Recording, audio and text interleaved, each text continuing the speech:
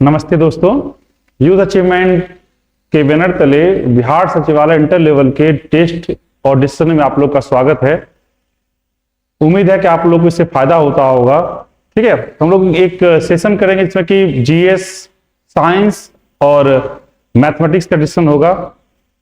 जो भी प्रॉब्लम हो उसको कमेंट बॉक्स में कर सकते हैं। ठीक है, पहला क्वेश्चन हम लोग देखते हैं कि पहला क्वेश्चन है कि मौर्य काल में शिक्षा का सर्वाधिक प्रसिद्ध केंद्र था।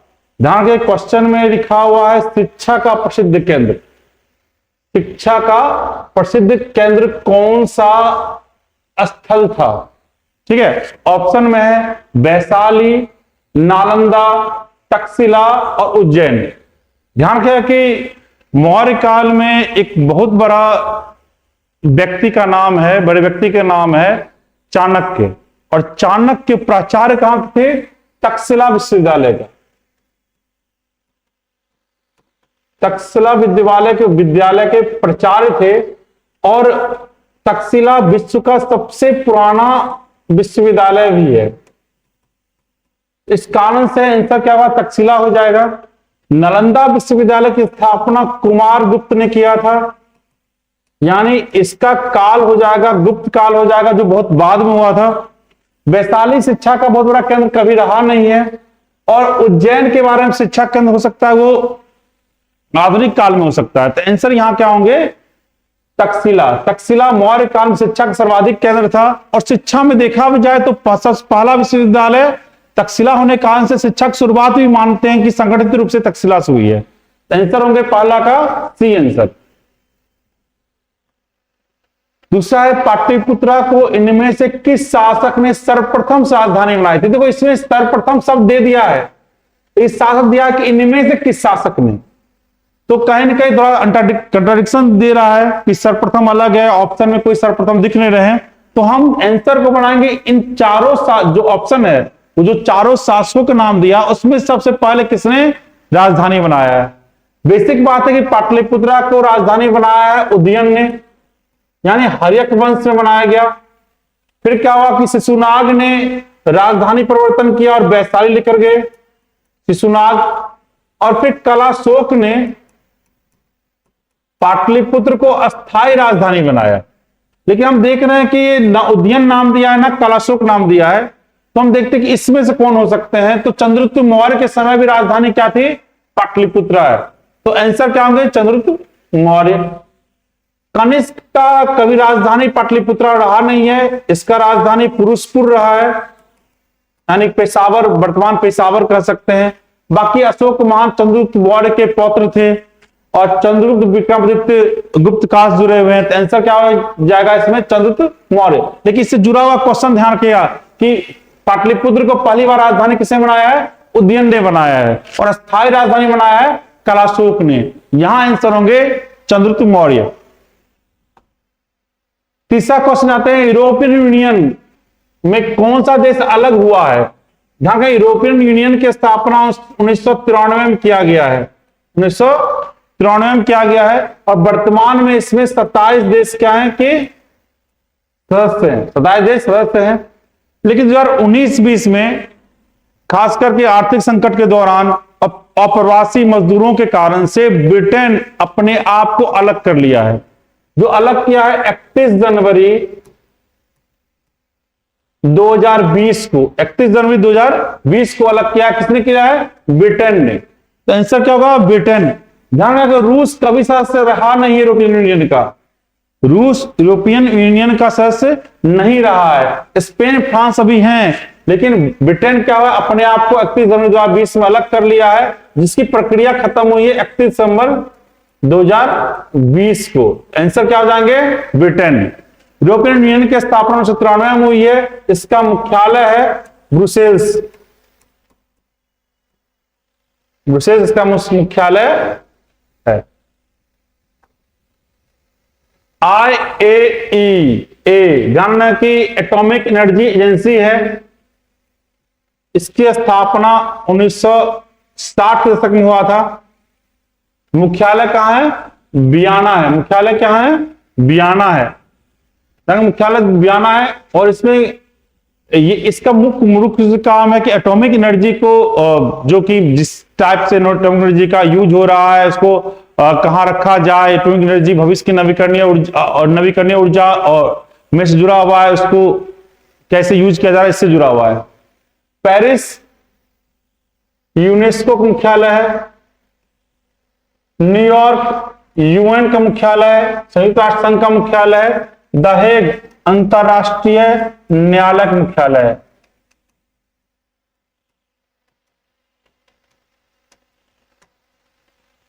ठीक है, ये क्वेश्चन में सभी ऑप्शन को हम लोग देखते जाएंगे तो बेहतर तैयारी हो सकती है। आंसर क्या होगा? वियना।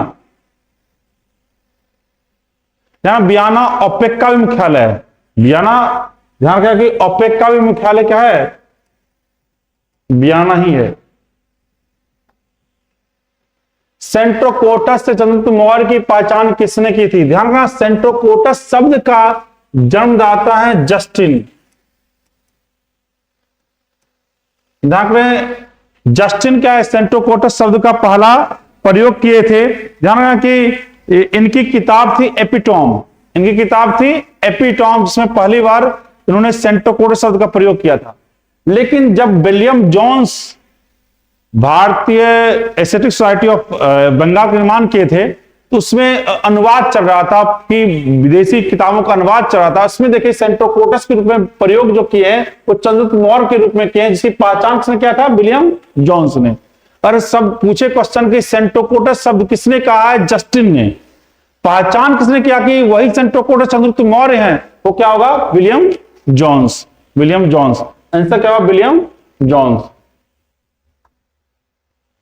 एस्किमो, ताकि एस्किमो जो एक जनजाति है जो रहती है अलास्का में, अलास्का में निवास करती है। और अलास्का पूरी तरह से बर्फ से ढका हुआ है। अलास्का साइबेरिया पूरी तरह से बर्फ से ढका हुआ है। इनके घर भी किससे बने रहते हैं? बर्फ से। आंसर क्या होगा? अलास्का। कभी एक क्वेश्चन पूछता है कि पेड़ पर घर कौन बनाते हैं? वो पेड़ पर घर कौन बनाते हैं जो कांगो बेसिन में बनते हैं? कांगो बेसिन के क्षेत्र में पेड़ों पर घर बनाते कुछ जनजाति। आप कमेंट बॉक्स में इसका आंसर दे सकते हैं कि कौन प्रजाति जनजाति है जो कि पेड़ पर अपना घर बनाती है। नीति आयोग के नए सीईओ BVR सुब्रमण्यम है। और सुमन के बेरी क्या है? इसके उपाध्यक्ष है। हालांकि अध्यक्ष कौन है? नरेंद्र मोदी अध्यक्ष हैं। नीति आयोग के नए सीईओ BVR सुब्रमण्यम है। ध्यान, नीति आयोग की स्थापना जो की गई थी 1 जनवरी 2015 को भारत के थिंक टैंक के रूप में, भारत के विकास के लिए जो सोचने का थिंक टैंक बनाया गया, जो नीति आयोग को बनाया गया, जो योजना आयोग का स्थान ली है। आंसर क्या होंगे? BVR Subrahmanyam. Cricket men's world cup 2023 में भारत का कैप्टन कौन था? रोहित शर्मा। तो आसान क्वेश्चन है। विराट कोहली ने सर्वाधिक रन बनाया था। सर्वाधिक run, man of the tournament भी विराट कोहली रहे थे। तरह की सर्वाधिक विकेट मोहम्मद शमी ने लिया था। आंसर क्या होगा? रोहित शर्मा। अजय जडेजा अफगानिस्तान टीम के पर्यवेक्षक थे। लाल त्रिकोण परिवार कल्याण के लिए प्रयोग में संबंध है। प्रयोग अगर लाल त्रिकोण कहीं लिखा हुआ है या छपा हुआ है, इसका मतलब वो परिवार नियोजन की बात कर रहा है, परिवार कल्याण की बात कर रहा है। रेड क्रॉस के लिए प्लस का साइन, रेड क्रॉस के लिए प्लस का साइन रेड क्रॉस के लिए होता है। आंसर क्या हुआ यहां? परिवार कल्याण। कंटूर रेखा, इसका बेसिक बात है, इसको अगर थोड़ा सा आसान शब्दों में समझा जाए तो समोच्च रेखा। समोच्च रेखा यानी समुद्र तल से समान ऊंचाई और आकार वाले स्थानों को क्या कैसे दर्शाया जाता है? कंटूर रेखा के रूप में। आंसर होगा कंटूर रेखा, समुद्र तल से समान ऊंचाई और आकार वाले स्थानों को समोच्च रेखा के रूप में भी इसे देखा जा सकता है। Cricket my style Kapil Dev का है। Cricket my style Kapil Dev का किताब का नाम है straight from the heart. Straight from the heart से भी, ये भी क्या है कि कपिल देव का ही किताब का नाम है। स्ट्रेट ड्राइव, स्ट्रेट ड्राइव किताब सुनील गावस्कर का है। ध्यान का Ajit Wadekar, my cricketing age, my cricketing age Ajit Wadekar का है। ठीक है। स्टार गेजिंग रवि शास्त्री किताब का एक नाम है स्टार गेजिंग। स्टार गेजिंग क्या है? रवि शास्त्री किताब का नाम है। तो आंसर क्या हुआ है? Kapil Dev cricket my style, straight from the heart, straight from the, ये क्या है कि कपिल देव किताब का नाम है। निम्नलिखित में कौन सा शहर भूमध्य रेखा के निकट है, यानी 0 डिग्री के आसपास है? यानी कि हम अगर देखा जाए, अगर इंडिया का मैप थोड़ा सा देखा जाए,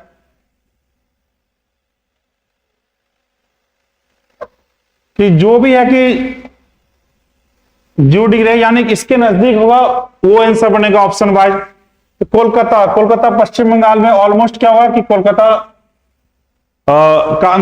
कोलकाता का यहां होगा। विशाखापट्टनम आंध्र प्रदेश में है, विशाखापट्टनम। मुंबई महाराष्ट्र में है, मुंबई। और श्रीनगर जम्मू कश्मीर में, श्रीनगर। तो हम देखते हैं कि विषुवत रेखा नजदीक कौन सा दिख रहा है? विशाखापट्टनम। आंसर क्या होगा? विशाखापट्टनम। ठीक है। विजय विश्व तिरंगा प्यारा श्यामलाल गुप्त पार्षद, श्यामलाल गुप्त पार्षद ने विजय विश्व तिरंगा प्यारा झंडा गीत लिखा। जाना कि इनके बारे में बहुत बड़ा फैक्ट है कि उन्होंने असहयोग आंदोलन के दौरान 1921 में एक शपथ लिया था कि जब तक भारत आजाद नहीं होगा तब तक हम नंगे पैर रहेंगे। तो जब तक भारत आजाद नहीं हुआ तब तक ये नंगे पैर है, श्यामलाल पार्षद। मोहम्मद इकबाल, सारे जहां से अच्छा हिंदुस्तान हमारा, सारे जहां से अच्छा हिंदुस्तान हमारा, मोहम्मद इकबाल के द्वारा लिखा गया है। बाल गंगाधर तिलक, किताब तो नहीं है लेकिन क्या बहुत बड़ा स्टेटमेंट है, स्वराज मेरा जमशीद अधिकार है, मैं इसे लेकर रहूंगा। ये इनका स्टेटमेंट है बाल गंगाधर तिलक का।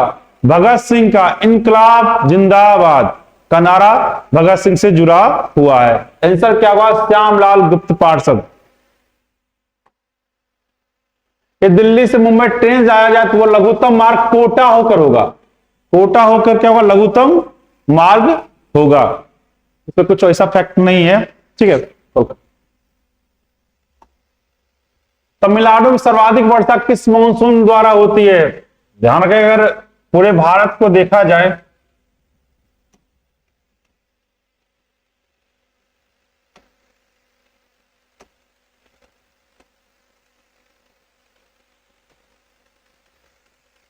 अगर मान लेते हैं कि ये भारत का सेक्शन है, तो अगर हम बात करें कि शुरुआती यानी कि जून से लेकर सितंबर तक, तो क्या होता है कि दक्षिण गोलार्ध हवा आती है और कहीं न कहीं उत्तरी गोलार्ध में जाने के बाद क्या होता है कि चूंकि यहां टेम्परेचर ज्यादा होता है और प्रेशर लो होता है, इस कारण से इस प्रेशर लो को भरने के लिए हाई प्रेशर हवा आती है। और हाई प्रेशर क्या है? दक्षिणी गोलार्ध में। तो यहां से हवा आती है, उत्तरी गोलार्ध में प्रवेश करने के बाद क्या होता है कि कोरोलियस बल के कारण से इनका मूवमेंट हो जाता है।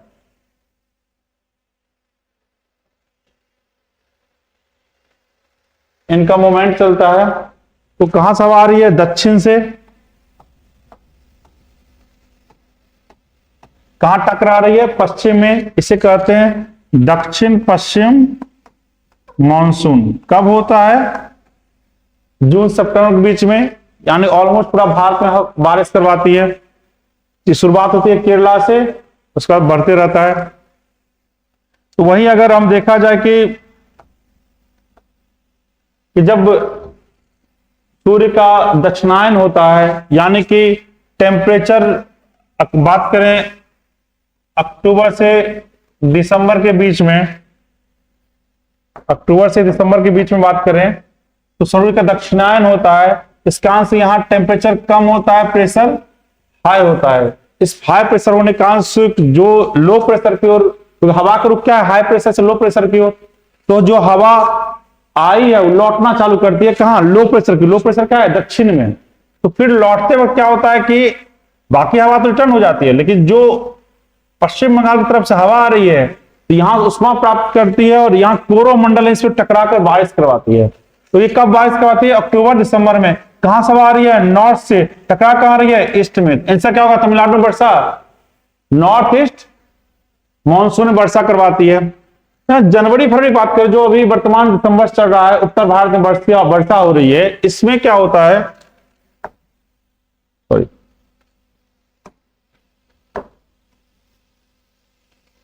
तो इसमें बात किया जाए तो इस समय क्या होता है कि यहां क्या होता है, टेम्परेचर बहुत कम, प्रेशर बहुत ज्यादा। इसका सारा हवा क्या होता है कि दक्षिण गोलार्ध की ओर चल गई। तो इस हवा को भरने के लिए पश्चिम से हवा आती है, जो कि भूमध्य सागर से हवा आती है, अरबिया मरुस्थल से उष्मा प्राप्त करती है, और यहाँ क्या होता है कि शीत वातावरण से टकराती है। इस कारण से हल्का हल्का बारिश होता है उत्तर भारत में। कहां से आ रही है, पश्चिम से। इसे कहते हैं पश्चिमी विक्षोभ। इससे कहां वर्षा होती है, उत्तर भारत में। उत्तर भारत कब होती है, जनवरी फरवरी में बारिश होती है। ठीक है, तो यहां आंसर क्या हो जाएंगे, उत्तर पूर्व मानसून। महाभारत रचयिता वेद व्यास। महाभारत रचयिता गीता का रचयिता कौन है, वेद व्यास। तुलसीदास रामचरितमानस, विनय पत्रिका, रामायण, वाल्मीकि जी। ऐसा क्या, वेद व्यास। सूरदास सुरावली है। घाना पच्चे वर्ण। घाना दूसरा नाम है केवलादेव। केवलादेव अभ्यारण्य जो कहां है, भरतपुर राजस्थान में। इनसा क्या हुआ, राजस्थान, जहां साइबेरियन ट्रेन आते हैं, पक्षी, साइबेरिया से पक्षी आती है। इनसा क्या हुआ, राजस्थान। दल विरोधी कानून पारित किया गया था। ध्यान रखना, दल विरोधी कानून 52वां संविधान संशोधन 1985, ऐसे संविधान संशोधन 1985 में पारित किया गया था। जो पारित कब हुआ था, 1985 में। इससे 10वीं अनुसूची जोड़ी गई संविधान में। इसके तहत कोई भी 1/3 से कम अगर किसी दल के विरोध में मत देते हैं, या जो कि अध्यक्ष पद का जो दिया गया निर्देश को नहीं मानते हैं, तो उनको दल से निष्कासित किया जा सकता है, या उनके जो उनको विधायिका में स्थान मिला है उसको खत्म किया जा सकता है। इनसे क्या हुआ, 1985। उज्जैन शिप्रा नदी किनारे स्थित है। गोदावरी नदी किनारे नासिक। भगीरथी उत्तराखंड में है। भगीरथी उत्तराखंड में, देव प्रयाग। ठीक है, तो ऐसा क्या हुआ, क्षिप्रा। कथकली केरल का डांस फॉर्म है। कथकली के साथ मोहिनी अट्टम। तमिलनाडु का भारतनाट्यम।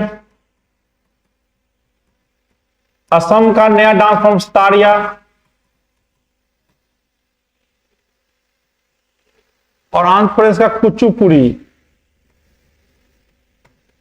ध्यान रखना कि ये 4 डांस फॉर्म देख रहे हैं, कथकली के 5 डांस फॉर्म में रहे। एक किसे क्लासिकल डांस फॉर्म कहते हैं। इसके अतिरिक्त कथक हो जाता है, कथक जो कि उत्तर भारत में।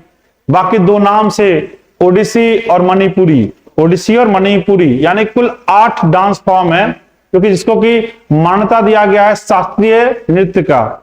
तो 5, 1, 2, 3, 4, 5 शब्द क्या लगे, कथक। कथक उत्तर भारत। इसके बाद होता है कि मणिपुरी और ओडिसी। तो कुल 8 क्या है कि डांस फॉर्म है जो इसको कोई शास्त्रीय नृत्य का दर्जा दिया गया है। आंसर होंगे केरल। निम्नलिखित में कौन 2 राज्यों की राजधानी है, चंडीगढ़। कि दिल्ली देश की राजधानी के साथ साथ नई दिल्ली देश की राजधानी है, दिल्ली राजधानी भी नई दिल्ली है। अगर पूछे आपका कौन है नई देश का भी राजधानी और खुद की भी राजधानी हो, नई दिल्ली हो जाती है। आंसर का चंडीगढ़, और चंडीगढ़ खुद केंद्र शासित प्रदेश है तो उसकी भी राजधानी Chandigarh. NSG nuclear supplier group, ठीक है सही है, nuclear supplier group. National security guard होता है, एनएसजी में नेशनल सिक्योरिटी गार्ड होता है, या ग्रुप लिखा हुआ, ग्रुप नहीं होगा, गार्ड होता तो आंसर बन सकते थे। एनएसजी क्या है कि न्यूक्लियर सप्लायर ग्रुप एनएसजी कहलाता है। ध्यान रखना, इसका स्थापना की गई 1974 में स्थापना की गई है, जो मूल रूप से देखता है कि परमाणु जो हथियार बन रहे हैं उसको रोकने के लिए 1974 में स्थापना की गई है। और इसमें सदस्य देशों की संख्या 48 है। ध्यान रखिए 48 सदस्य देशों की संख्या है। यह भी ध्यान रखिए कि भारत इसका सदस्य नहीं है, भारत का सदस्य नहीं है, भारत कोशिश कर रहा है इसका सदस्य बनने के लिए, और हो सकता है कि अगले 1-2 साल में बन भी सकता है। तो आंसर क्या होगा, न्यूक्लियर सप्लायर ग्रुप। भारत समुद्री सीमा लंबी है, यानी टोटल की बात कर रहा है। एक तटीय सीमा होती है, फिर द्वीपीय सीमा होती है। तटीय सीमा 6100 किलोमीटर है, द्वीपीय सीमा 1400 किलोमीटर है, तो 7500 किलोमीटर क्या है इसकी समुद्री सीमा, कुल समुद्री सीमा 7500 किलोमीटर है। आंसर होगा 7500 किलोमीटर। ध्यान रखिए 9 राज्य और 4 केंद्र शासित प्रदेश इस तटीय समुद्री सीमा बनाती है। इसमें सबसे बड़ा जो सीमा है वो है गुजरात का। सबसे लंबी सीमा क्या है, गुजरात की। राज्यों में सबसे छोटी सीमा गोवा की है। आंसर क्या होगा, 7500 किलोमीटर। बुद्ध का बचपन का नाम सिद्धार्थ। जानना, इनको ज्ञान प्राप्ति के बाद इनका नाम महात्मा बुद्ध रखा गया। गौतम, इनके पालन पोषण गौतमी की थी, इसका मौसी जो गौतमी थी वो की थी, से गौतम बोला जाता है। हिमालय की सबसे ऊंची पर्वत श्रेणी कहते हैं, जानना कि उत्तरी, ये उत्तरी या ऊंची भी कह सकते हैं। तो हिमालय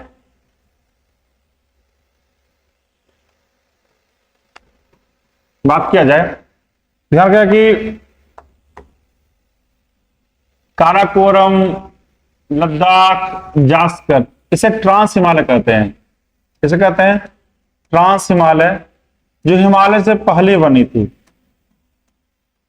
हिमालय से पहले बनी थी। इसका आता है कि बृहत हिमालय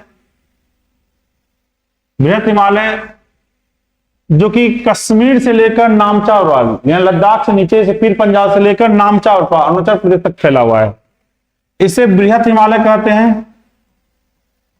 चूंकि ऊंची होने के कारण से यहां बर्फ बैठा रहता है, बर्फ का आक्षेपण होता है, बर्फ का आरोहण होता है, इस कारण इसको हिमाद्री भी कहा जाता है। आंसर क्या होगा, सबसे उत्तरी पर्वत श्रेणी क्या होगा, हिमाद्री होगी। ठीक है, इसके बाद क्या होता है कि इसके नीचे हिमाचल प्रदेश जो रेंज है इसे लघु हिमालय कहा जाता है।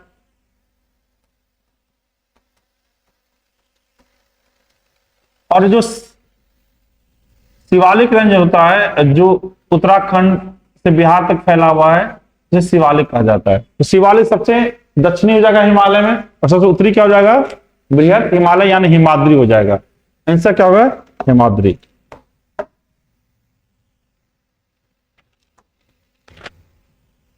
मौर्यकालीन इतिहास में महत्वपूर्ण साक्ष्य बिहार से कहां प्राप्त हुए हैं। जानना कि कुम्हरार में चंद्रगुप्त मौर्य के लकड़ी से बने हुए महल मिले हैं। और कुम्हरार में और भी है, जैसे कि पटना चित्रकला से जुड़ा हुआ, पटना चित्रकला नहीं, मौर्यकालीन जो स्थापत्य कला थी, मौर्य कला था, उसका भी मिला है। आंसर कुम्हरार क्या है, पटना में। मुगल शासन मनसबदारी प्रणाली परिवर्तन किसने किया था, अकबर ने। जाना कि मनसबदारी प्रणाली अकबर की ही देन, जिसमें दिया गया जो भी पद दिया गया, मनसब दिया गया, जिसके तहत क्या हुआ कि जो भी जो सेनापति थे या उनको एक मनसब के रूप में बांटा गया, इसका अकबर। दो विशाल भूभाग को जोड़ने वाली भूमि की छोटी पट्टी कहते हैं भूसंधि। जल संयोजी, जब दो जलीय भाग जुड़ेगा उसे जल संयोजी कहेंगे। द्वीप समूह, कई द्वीपों का समूह जिसके चारों तरफ पानी स्थित हो। प्रायद्वीप, जिसके तीन तरफ क्या हो, जल हो, उसे कहेंगे प्रायद्वीप। आंसर का भूसंधि। विंड अप, देखो विंड अप में वैसे तो यहां वॉलीबॉल हो जाएगा, लेकिन कभी वॉलीबॉल और बेसबॉल दोनों ऑप्शन में रहे तो आंसर हो जाएंगे बेसबॉल। जब किसी बॉल को, वॉलीबॉल में बॉल को दूसरी तरफ मारा जाता है, उसको हवा में फेंका जाता है तो उसको विंड अप कहते हैं। लेकिन अगर दोनों ऑप्शन में रहे, वॉलीबॉल और बेसबॉल दोनों ऑप्शन में रहे, तो आंसर क्या बेसबॉल होगा। ठीक है, यहां आंसर वॉलीबॉल हो जाएगा। निम्नलिखित में किस निकाय के अध्यक्ष गैर सदस्य करते हैं? तो लोकसभा के लोकसभा अध्यक्ष, राज्यसभा के अध्यक्ष होते हैं उपराष्ट्रपति होते हैं। जो सदस्य नहीं होते हैं उपराष्ट्रपति होते हैं, जो सदस्य नहीं होते हैं। तो क्या हुआ कि निम्न किस निकाय का अध्यक्षता गैर सदस्य करते हैं?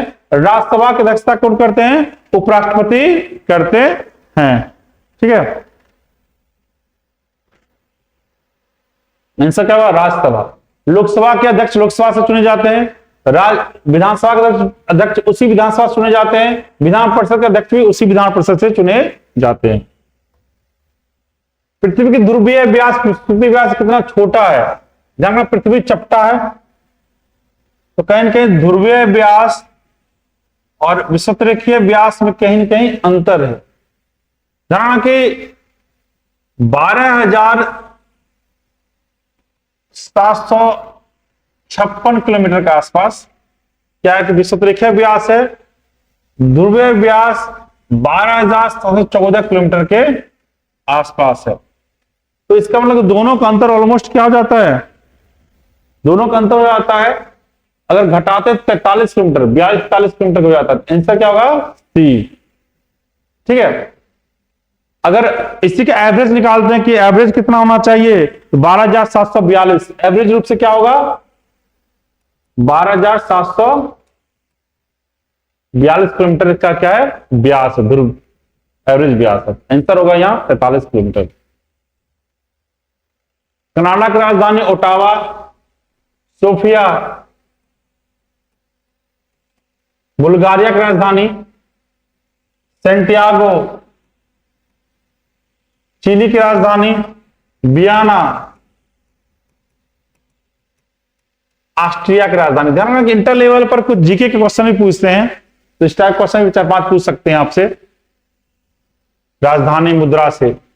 भारतीय राष्ट्रीय कांग्रेस के सबसे अधिक समय तक अध्यक्ष कौन रहे? मौलाना अब्दुल कलाम आजाद।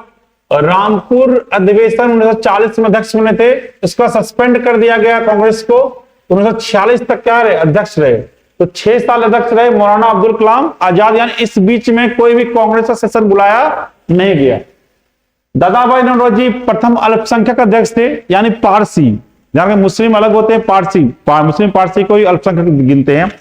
तो दादा भाई नौरोजी दूसरे अधिवेशन के अध्यक्ष थे, पारसी अध्यक्ष थे, और उन्होंने कांग्रेस नाम दिया था, भारतीय राष्ट्रीय कांग्रेस नाम दिया था। डब्ल्यू.सी. बनर्जी प्रथम अधिवेशन के अध्यक्ष थे। डब्ल्यू.सी. बनर्जी। सरदार वल्लभ भाई पटेल 1931 के कराची अधिवेशन के अध्यक्ष थे। आंसर होगा मौलाना अब्दुल कलाम आजाद। राष्ट्रीय ध्वज का डिजाइन किसने तैयार किया था? अगर ऑप्शन हटा दिया जाए तो दिमाग में आता है पिंगली वेंकैया, लेकिन ऑप्शन वाइज देखें तो हम ध्यान रखते हैं कि पहली बार किसने बनाया था? मैडम भीकाजी कामा 1908 में जर्मनी के स्टुटगार्ट शहर में जो अंतरराष्ट्रीय सोशलिस्ट एसोसिएशन में इन्होंने भारत का झंडा फहराया था। इनसे क्या? मैडम भीकाजी कामा। एनी बेसेंट कांग्रेस की प्रथम महिला अध्यक्ष, होम रूल आंदोलन से जुड़ी हुई थी, सोसाइटी से जुड़ी हुई थी। सरोजिनी नायडू कांग्रेस की प्रथम भारतीय महिला अध्यक्ष, ये भारत स्वतंत्र भारत की प्रथम महिला राज्यपाल भी है। विजय लक्ष्मी पंडित संयुक्त राष्ट्र महासभा में प्रथम महिला अध्यक्षता की थी। ब्याज उपभोग स्थगन का पुरस्कार मार्शल का सिद्धांत है कि अगर हम उपभोग नहीं कर पाते हैं तो उपभोग जो स्थगन कर रहे हैं इससे कुछ पूंजी बच रही है, बचत हो रही है। जब बचत हो रही है तो उससे क्या होगा कि अगर हम ब्याज पर दे दें, कहीं लगा दे तो ब्याज मिलता है। यानी अगर ब्याज मिल रहा है मुझे, अपने उपभोग को क्या थोड़ा सा वंचित हुए उपभोग से, उसको स्थगित किए हैं। ये क्या है कि मार्शल का सिद्धांत है। किन्स ने सिद्धांत दिया है, जो सिद्धांत उनका अर्थशास्त्र है लोक कल्याणकारी अर्थव्यवस्था का, लोक कल्याणकारी अर्थव्यवस्था, मिश्रित अर्थव्यवस्था, इसका सिद्धांत किन्स ने दिया है। माल्थस ने जनसंख्या संबंधी सिद्धांत दिया, ठीक है, सॉरी माल्थस ने। डेविड रिकार्डो का लगान सिद्धांत है, लगान संबंधी सिद्धांत रिकार्डो ने दिया है। निम्नलिखित में कौन सा औद्योगिक अस्वस्थता का तत्कालिक संकेत नहीं है? लाभ में कमी तत्कालिक है, श्रमिक शांति लंबे समय तक चल सकती है, तो ये नहीं हो सकता है। बाजार साख का संकुचन घटते बढ़ते रहता है, बाजार भाग में कमी घटते बढ़ते रहता है, इनसे क्या होगा? श्रमिक अशांति दीर्घकालिक है। हमारे संविधान में न्यायिक समीक्षा की धारणा ली गई यूएसए से ली गई है, जहां न्यायालय को स्वतंत्रता दी गई है। न्यायिक समीक्षा ध्यान रखना कि अगर प्रॉपर रूप से देखा जाए तो जनहित याचिका में आते हैं, जो कि पीएन भगवती से जुड़ा हुआ है। इंग्लैंड से संसदीय प्रणाली ली गई है, एकल नागरिकता लिया गया है, विधि का शासन लिया गया है। कनाडा संघात्मक प्रणाली ली गई है, ऑस्ट्रेलिया से संवर्ती सूची ली गई है, आंसर का यूएसए। भारत संविधान की स्थिति को स्वीकार किया गया 26 नवंबर 1949 को स्वीकार किया गया, लागू किया गया है 26 जनवरी 1950 को। अंगीकृत किया गया है 26 नवंबर 1949 को, लेकिन इसे लागू किया गया है 26 जनवरी 1950 को। आंसर क्या होंगे? सी हो गए। भारत प्रधानमंत्री तब तक अपने पद पर रहता जब तक उसे लोकसभा में विश्वास प्राप्त हो। अनुच्छेद 75 क्लॉज 2 में लोकसभा में विश्वास होना जरूरी है, यहां जनता के सदन में आपका विश्वास रहना जरूरी है। किस संवैधानिक उपचार के अधिकार को भारत संविधान का मर्म और आत्मा माना जाता है? ये बी.आर. अम्बेडकर ने कहा है कि संवैधानिक उपचार का अधिकार यानी कि अनुच्छेद 32 को अधिकार तभी तक अधिकार है जब उसकी रक्षा की जाए। तो जो मौलिक अधिकार दिए गए थे उसकी रक्षा के लिए संवैधानिक उपचारों का अधिकार बनाया गया था, अनुच्छेद 32। बी.आर. अम्बेडकर। जवाहरलाल नेहरू ने आत्मा बोला है प्रस्तावना को, संविधान की आत्मा प्रस्तावना को कहा है।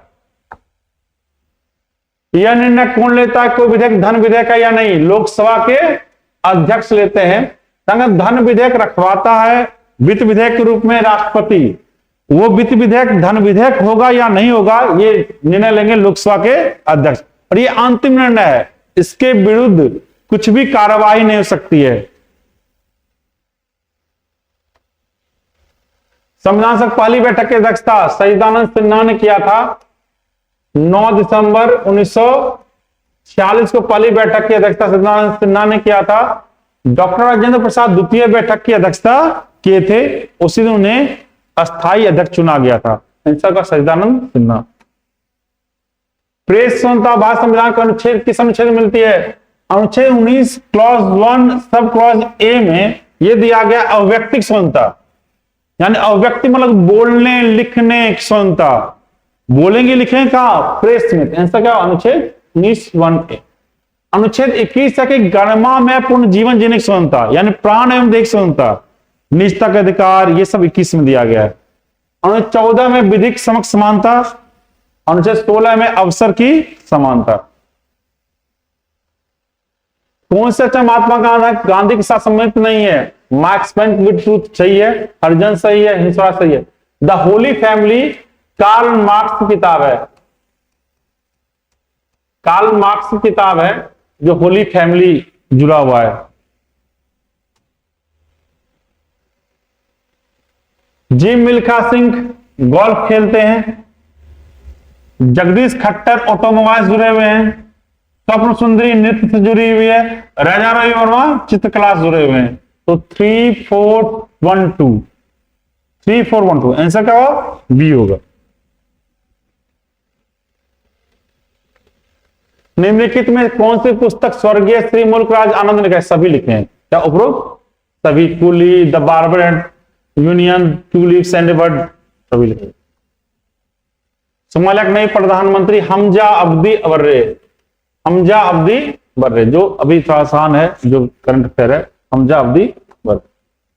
सदाशवन सिंह समिति की अनुशंसा पर मौलिक कर्तव्य जोड़े गए हैं। 42वां संविधान संशोधन 1976 के आधार पर ये कहां जोड़े गए हैं? भाग 4A में और आर्टिकल 51A में। शुरुआत में 10 थे, वर्तमान में 11। आंसर मौलिक कर्तव्य। पहला डार्क स्काई रिजर्व लद्दाख में बनाया गया है। डार्क स्काई रिजर्व वहां बना सकते हैं जब प्राकृतिक, सांस्कृतिक, आर्थिक गतिविधि सभी एक साथ हो रही हो, तो लद्दाख में बनाया गया है। यानी विश्व का 20वां डार्क स्काई है। केंद्रीय प्रत्यक्ष कर बोर्ड के नए अध्यक्ष, यानी कि सीबीडीटी की स्थापना 1964 में किया गया है। इसके नए अध्यक्ष नितिन गुप्ता है। ठीक है, ये 50 क्या थे आपके जीके और करंट अफेयर जीएस सेक्शन से जुड़े हुए थे। आप लोग, हम लोग हर 2 दिन पर एक सेशन लाते हैं और अभी से कुछ दिन बाद क्या होगा, हम लोग पर डे एक सेशन लाएंगे। इससे आप लोग जुड़िए, लाइक और सब्सक्राइब करते रहिए। ठीक है, धन्यवाद। गुरुत्वाकर्षण का सिद्धांत किसने दिया? गुरुत्वाकर्षण का सिद्धांत किसने दिया? ये आपका क्वेश्चन है, क्वेश्चन नंबर 51। इसमें चॉइस है आपका न्यूटन, सेकेंड आर्यभट्ट, तीसरा केपलर और चौथा आपका कोपर्निकस। तो गुरुत्वाकर्षण का सिद्धांत न्यूटन ने दिया था और साथ साथ में मोशन को भी दिया था। मोशन न्यूटन लॉ दिया था, है ना। तो इस प्रकार के आंसर आपका ये है, आंसर ए होगा। दूसरा क्वेश्चन आपका, दही का जमना कौन सी प्रतिक्रिया है? रासायनिक प्रतिक्रिया, भौतिक प्रतिक्रिया, उपयुक्त दोनों, उपयुक्त में से कोई नहीं। यानी दही का जमना, यानी दही से फिर दूध नहीं बनाया सकता है, तो ऐसे प्रतिक्रिया को हम लोग रासायनिक प्रतिक्रिया कहते हैं। तो दही का जमना एक रासायनिक प्रतिक्रिया है। ऑप्टिकल फाइबर्स होते हैं, रेशम का बना हुआ, कांच का बना हुआ, उपयुक्त में से दोनों, इनमें से कोई नहीं। यानी ऑप्टिकल फाइबर कांच का बना हुआ होता है और यह मुख्य रूप से संचार के उपयोग में आता है। आंसर आपका डी होगा। पृथ्वी के क्रस्ट में कौन सा तत्व अधिक पाया जाता है? पृथ्वी के क्रस्ट में सबसे अधिक ऑक्सीजन की मात्रा होती है, सेकेंड सिलिकॉन होती है। इस तरह से आपका आंसर ऑक्सीजन होगा।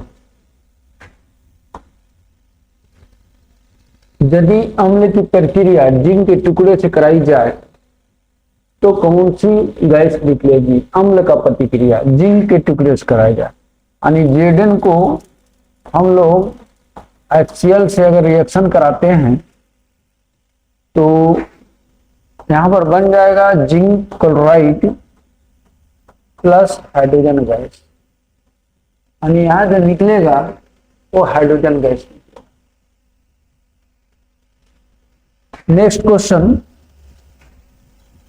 सूक्ष्म सेल में कैथोड का कार्य करता है। सूक्ष्म सेल में कैथोड का कार्य कौन करता है? तो ग्रेफाइट। कैथोड का कार्य ग्रेफाइट करता है। मीथेन गैस बनती है सोडियम एसीटेट को जब सोडा लाइम से रिएक्शन करते हैं। सोडियम एसीटेट को जब सोडा लाइम के साथ रिएक्शन करते हैं तो मीथेन का बनता है।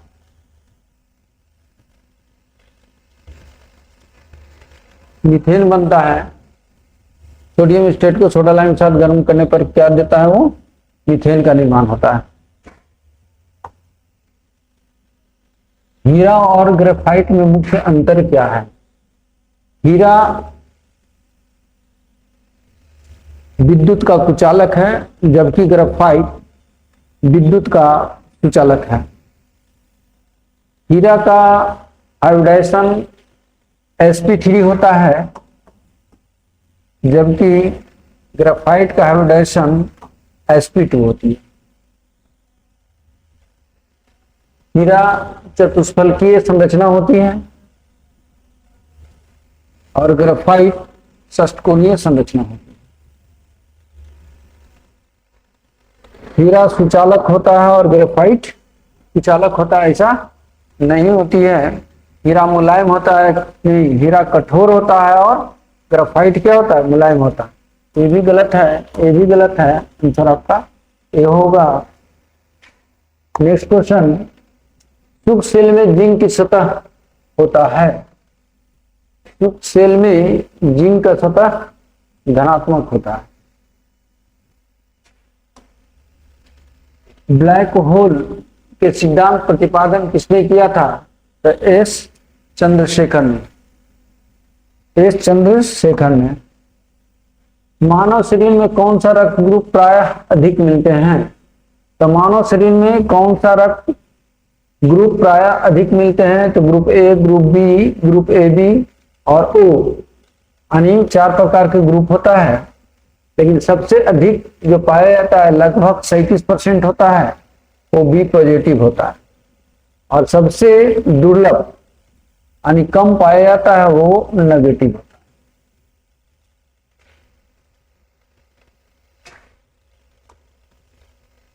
है। मशरूम क्या है? तो मशरूम एक कवक है, लेकिन आपका आंसर फंजाई बी में दे दिया है और सी में कवक दे दिया है। तो इस प्रकार आंसर बी और सी दोनों होना चाहिए, है ना? लेकिन आप सी मार सकते हैं, आंसर बी और सी दोनों होगा। स्पेक्ट्रम का सबसे ऊपर का कौन सा रंग होता है? तो लाल। सबसे नीचे कौन होता है? तो बैगनी।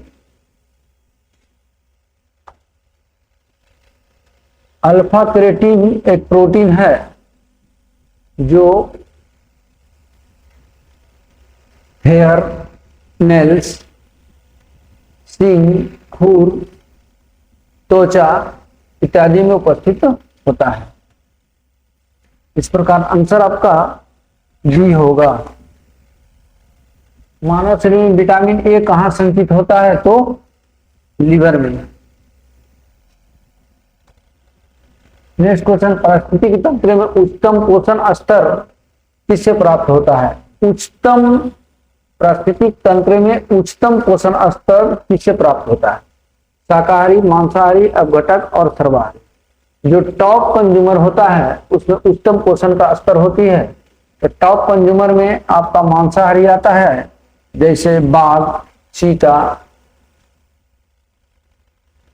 वाज इत्यादि। नेक्स्ट क्वेश्चन, घड़ी में स्फटिक क्रिस्टल का कार्य किस पर आधारित होता है? प्रकाश विद्युत प्रभाव, दाब विद्युत प्रभाव, जॉनसन प्रभाव और एडिशन प्रभाव। तो घड़ी में स्फटिक क्रिस्टल का कार्य दाब विद्युत प्रभाव के कारण होता है। आंसर बी होगा। निम्नलिखित में से कौन सा पोटेशियम और पोटास से संबंध होते हैं? गुर्दा में क्षति तथा पेशियों के अलावा। निम्न रक्तचाप, जोड़ों का दर्द तथा धूमिल दृष्टि, रक्तअल्पता। इसमें आपका थोड़ा सा चॉइस में गलत लग रहा है, उच्च रक्तचाप होना चाहिए, तब आंसर आपका बी होगा। शल्य क्रिया में ऑर्थोप्लास्टी, ऑर्थो मिस होता है जोड़, हड्डी, तो ऑर्थोप्लास्टी ये रिलेटेड होता है कूल्हे की जोड़ की प्रतिस्थापन करना यानी परिवर्तन करना। प्रकाशीय सजावट तथा विज्ञापन के लिए विसर्जन नलिकाओं में प्रयुक्त होने वाली गैस कौन सी है? Ammonia, neon, carbon dioxide, sulphur dioxide. तो नलिकाओं में जो प्रयुक्त किया जाता है, जो विभिन्न कलर का होते हैं, वो अक्रिय गैस होता है। इसमें आंसर आपका बी है, नियोन होगा। शरीर में ऑक्सीजन की पूर्ति किसके माध्यम से होता है? शरीर में ऑक्सीजन की पूर्ति किसके माध्यम से होता है? सबसे पहला है कि श्वेत रक्त कोशिकाएं, बी में लाल रक्त कोशिकाएं, सी में है आपका बड़ी आंत, और डी में है इनमें से कोई नहीं। तो आपका जो चॉइस आरबीसी है, लाल रक्त की कणिकाएं, जिसको हम लोग आरबीसी कहते हैं, इसी में क्या होता है आपका हेमोग्लोबिन होता है। क्या होता है आपका? हेमोग्लोबिन होता है। और ये हेमोग्लोबिन जो होता है ऑक्सीजन को फेफड़ा से विभिन्न अंगों तक पहुंचाने का कार्य करता है। तो इस प्रकार आंसर आप बी मारेंगे। 72 में देखिएगा, सोरा जो बारूद बनाने का काम में लाया जाता है, रासायनिक का क्या नाम है? Potassium nitrate. बारूद बनाने के काम में आता है कौन सा? तो पोटेशियम नाइट्रेट। एक नया यौगिक वायु बनाने के लिए N2H4 का एक मोल 10 इलेक्ट्रॉन खो देता है। 10 इलेक्ट्रॉन खो देता है, यह मानते हुए कि नए यौगिक में सभी नाइट्रोजन प्रकट है। वायु में नाइट्रोजन की अपक्षरण अवस्था क्या है? हाइड्रोजन की अपक्षरण अवस्था में कोई परिवर्तन नहीं हो। तो N2H2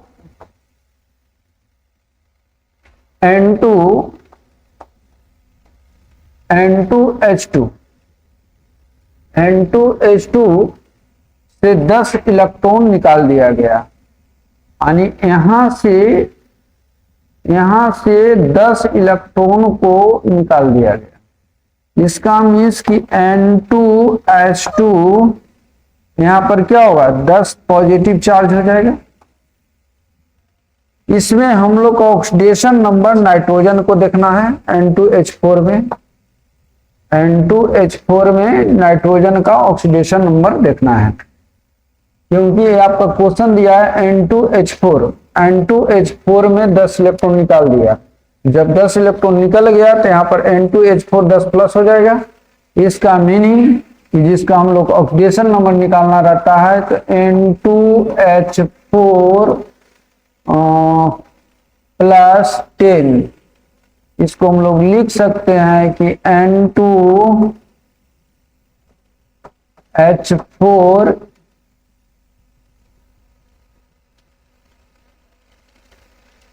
तो हम लोग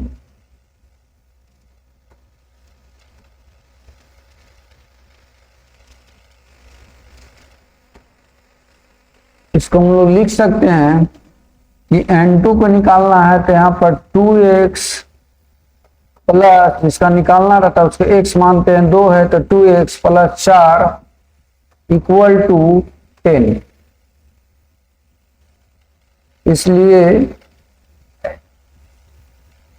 इसलिए 2x बराबर 10 माइनस 6, 10 माइनस 6, इसलिए x बराबर इसलिए x बराबर 10 माइनस 4, इसलिए x बराबर 6/2 यानी प्लस 3। तो ऑक्सीडेशन नंबर प्लस 3 होगा।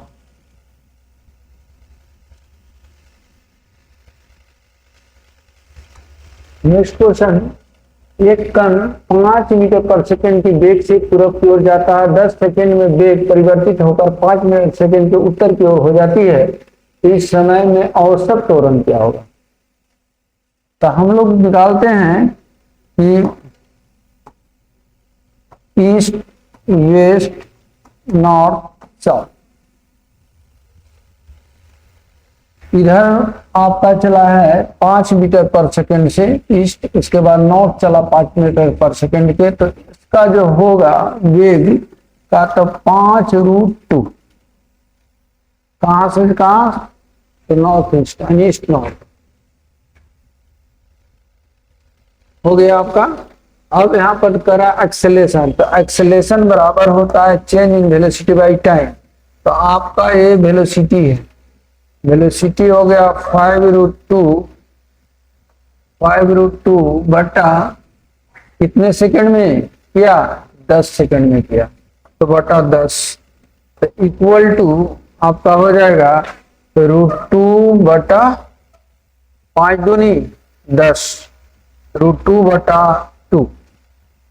हम लोग क्या करेंगे, ऊपर नीचे √2 से गुना कर देंगे, तो आपका अगर √2 से गुना करते हैं ऊपर नीचे, √2 इंटू √2, तो ऊपर में आपका 2 हो जाएगा और नीचे में हो गया आपका 2√2, इसलिए 2 से 2 कट जाएगा, बाकी क्या बच जाएगा, तो 1 बटा √2। आंसर क्या होगा, पहला नंबर 0 दिया तो नहीं होगा, दूसरा दिया उत्तर पश्चिम की ओर, तो आपका उत्तर पश्चिम नहीं है, उत्तर पूरब की ओर होगा 1/√2 मीटर पर सेकेंड, आंसर जो सी होगा।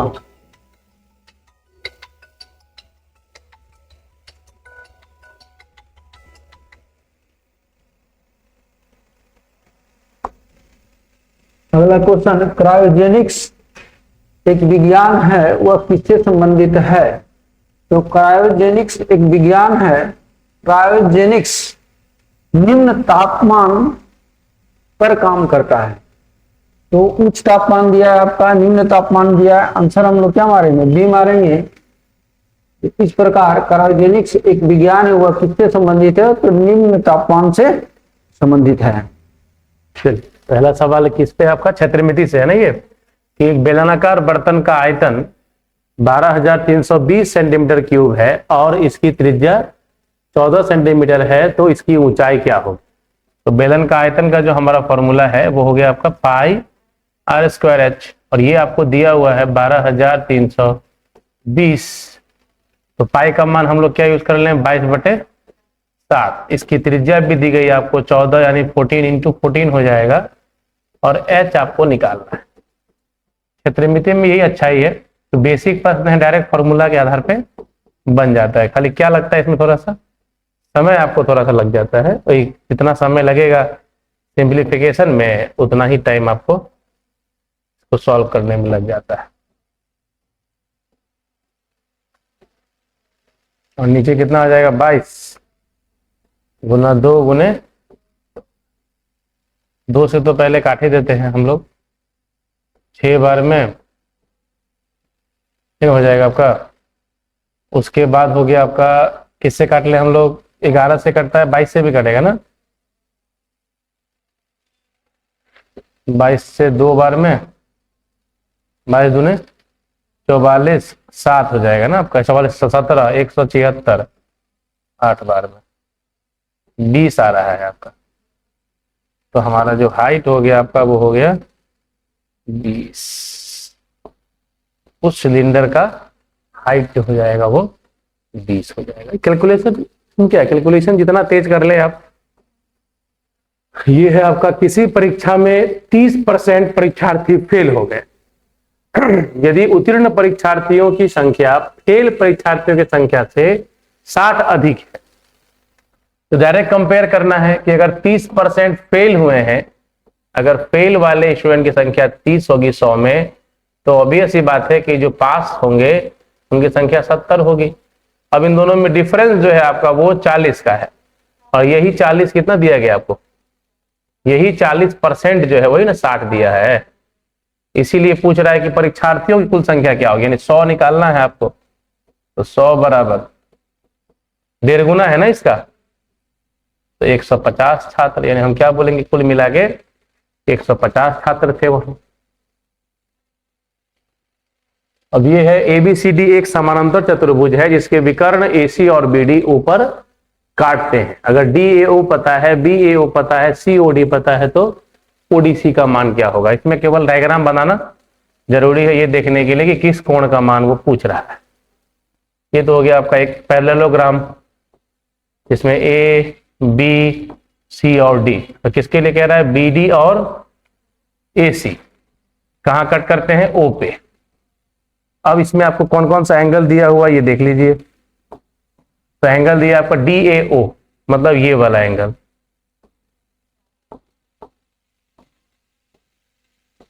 D A O 40 degree, B A O 35 degree, C O D 65 degree. तो ओ डी सी का मान क्या हो। अब तो ये वाला एंगल वो जानना चाहता है कि कितना होना चाहिए। जैसा कि हम लोग सब जानते हैं ना कि जैसे ये एंगल जो है पूरा, अगर हम पूरे की बात करें, या ये आराम से हम लोग ये कोण निकाल सकते हैं, है ना, ये कोण इजीली हम लोग पता कर सकते हैं। और ये 35 है तो ये भी कितना होगा, 35। कई तरीकों से हम वहां पहुंच सकते हैं। ये अल्टरनेट एंगल कौन कौन सा, ये वाला इसके साथ, ये अल्टरनेट एंगल हो जाएगा। ये 35 है तो ये भी 35 हो जाएगा। और जैसे ही दोनों मिल गया जोड़ के 100, तो ये कितना बचेगा, 80 डिग्री पुर जाएगा। डायरेक्ट हम लोग ऐसे भी कर सकते हैं, बहुत सारा दिखता है इसमें, कई सारे प्रमेय दिखते हैं। तो हम लोगों ने कौन सा यूज कर लिया, तो एकांतर कोण वाला, एक एकांतर कोण प्रमेय, एक एकांतर कोण प्रमेय हो गया, और दूसरा हाँ त्रिभुज के तीनों कोणों का योगफल 180 होता है, वो वाला है ना, हाँ एंगल सम का ऑफ ट्रायंगल। इन्हीं दो से काम हो गया हम लोगों का। किसी टंकी का छठा भाग पानी रिसने के कारण खाली हो गया था। अब उससे 9 लीटर पानी निकाल लेने से टंकी का 2/3 हिस्सा भरा रहा, तो टंकी में कितना पानी समा सकता है। तो अगर मान लीजिए कि कितना खाली हो गया था, पहले 1/3 खाली हो गया था, और अब मतलब कितना भरा रहा होगा, छठा भाग खाली हो गया था, मतलब कितना था, 5/6, मतलब 5/6 था पहले, फिर उसमें से 9 निकाल दिया, तो कितना बचा, 2/3। ये जो समझ गया हो गया, यही बात है इसमें, इसमें कोई खास प्रॉब्लम नहीं कर रहा है। ये 6 से गुना कर देते हैं हम लोग, 6 से गुना करेंगे 5x 54 4x है ना, तो x बराबर में 54, यानी क्या कहेंगे, पूरा पानी कितना उसमें आ सकता है, 54 पानी उसमें समा सकता है। किसी गोले की त्रिज्या को दुगुना करें तो इसका आयतन क्या हो जाएगा, तो कितना गुना हो जाएगा, 8 गुना हो जाएगा, क्योंकि हम जानते हैं कि किसी भी गोले का जो वॉल्यूम होता है वो डायरेक्टली प्रोपोर्शनल टू त्रिज्या के घनानुपाती। तो क्या कहा जाएगा कि आयतन, किसी भी गोले का आयतन उसकी त्रिज्या के घनानुपाती होता है, यानी अगर उसका रेशियो दुगुना होगा, मतलब दुगुना, तो हमारा आयतन जो होगा वो 8 गुना हो जाएगा। 5 सदस्यों की एक परिवार की औसत आयु 3 वर्ष पहले 17 वर्ष थी, और एक बच्चे के जन्म के बाद परिवार की आयु आज भी वही है, तो बच्चे का वर्तमान आयु क्या होगा। तो इसमें केवल समझने वाली बात क्या है कि अगर बच्चा नहीं होता तो कितना अभी का आयु होता है ना, तो बच्चे की वर्तमान आयु, इसमें हम लोग क्या करें कि अभी का कुल योग कितना होगा। तो कहने का मतलब है कि आज भी वही रह गया है, परिवार की वर्तमान आयु वही है, जन्म के बाद परिवार की वर्तमान आयु नहीं, वर्तमान कौन सी आयु, औसत आयु वही है। तो कहने का मतलब आज भी 17 है, लेकिन लोग कितने हैं, 6 हैं, तो 17 गुने 6, ये हो गया वर्तमान योग, परिवार के सदस्यों का वर्तमान आयु का योग। और यदि वो बच्चा नहीं पैदा होता तो औसत तो 20 हो जाता, 3 साल पहले 17 था तो आज कितना हो जाता, 20। लेकिन लोग कितने होते तब, लोग केवल 5 होते। तो बिना बच्चे का औसत आयु वर्तमान का, दोनों में अंतर देखेंगे, 102 माइनस 100 यानी क्या आ जाएगा, 2 आ जाएगा, यानी बच्चे की वर्तमान आयु जो होगी वो 2 वर्ष होगी। में कह रहा है कि निम्न वृत्तारेख में एक प्रकाशक द्वारा एक पुस्तक तैयार करने में विभिन्न शीर्षों के खर्चों को दर्शाया गया है। इस वृत्तारेख का अध्ययन कीजिए और प्रश्न संख्या 46 से 50 का उत्तर दीजिए। तो यहां तो नहीं है वैसा कुछ, एक ही क्वेश्चन है।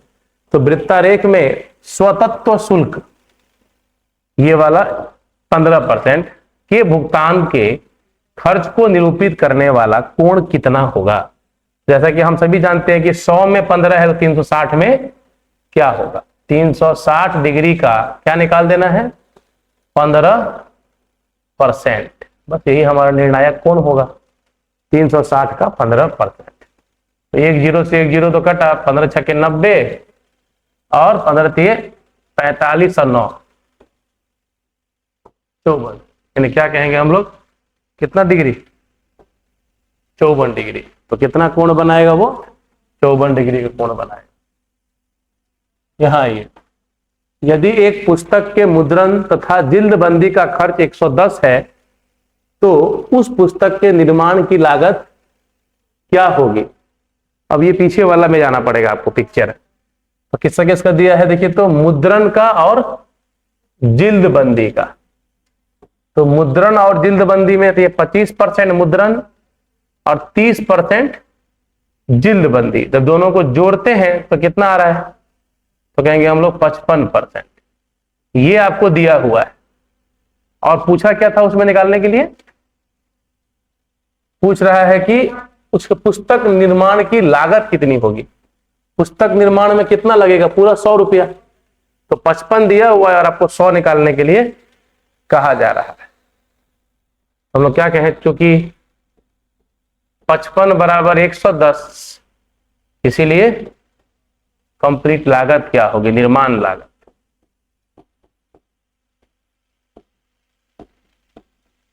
तो पुस्तक की निर्माण लागत 200, बहुत सस्ता हो गया ना। चलिए, पिता की 35 वर्ष की आयु में उनके पुत्र का जन्म हुआ, ठीक है। वर्ष के पश्चात पिता की आयु पुत्र की आयु की 6 गुनी होगी। अब इस सवाल को ऐसे समझा जाए कि वर्तमान में पिता और पुत्र की आयु में कितना अंतर होगा, 35 वर्ष का, ठीक है। सीधा हम कहेंगे कि जो डिफरेंस है वर्तमान में पिता एवं पुत्र, इनकी जो आयु होगी, इसकी होगी 35 तो इसका 0, अभी हुआ ही नहीं है, 36 होगा तो 1। अब बात यह है कि डिफरेंस तो 35 वर्ष का है और ये कभी चेंज नहीं होगा। तो अब हमें यह देखना है कि एक जब भी दिया हुआ है कि कब के पश्चात, तो मान लीजिए आफ्टर x ईयर्स क्या हो जाता है, तो 6 गुना हो जाता है। तो हमें इतना तो पता है कि ये अंतर अभी भी वही रहेगा। तो हम बोले कि 5 बराबर कितना, 35 वर्ष। तो 1 अनुपात का मान हमारा 7 दिखेगा। तो 7 छके 42 साल का हो जाएगा बाप और 7 साल का हो जाएगा पुत्र। तो क्या साल बाद ऐसा होगा, 7 साल बाद, है ना। तो हम बोलेंगे 7 साल बाद ऐसा हो जाए। एक्स मान के भी बना सकते हैं ना। अब ये ए क्यूब प्लस बी क्यूब पे है, इस पूरे को हम लोग क्या देख रहे हैं, सब सेम है, ए क्यूब और ये बी क्यूब, और नीचे ए स्क्वायर माइनस ए बी और प्लस बी स्क्वायर। तो इस पे तो हम लोगों का फॉर्मूला एकदम काम आ जाएगा और इसको देखते ही धराशायी कर देगा। जितना मुश्किल दिखता है उतना ही ये आसान होता है। अलजेब्रा में यही ना, सिंप्लीफिकेशन में फॉर्मूला दिख गया, हो गया। अब बचेगा खाली कौन, ए प्लस बी, बस। हाँ, ऊपर A cube plus B cube ही ना है और नीचे है A square minus A B plus B square.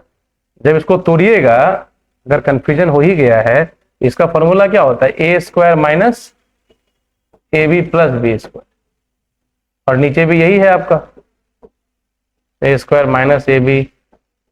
तो ये दोनों टर्म तो खत्म, तो बचा खाली ए प्लस बी। दोनों को जोड़िए, 8 4 12 और 1 13,